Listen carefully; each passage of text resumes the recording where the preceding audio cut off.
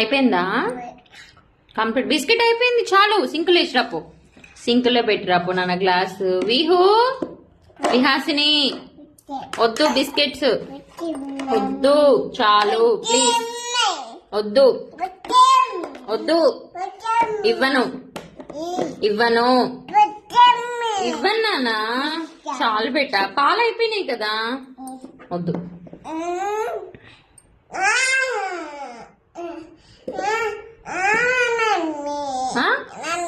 ఇవ్వను ఇవ్వను. Please please.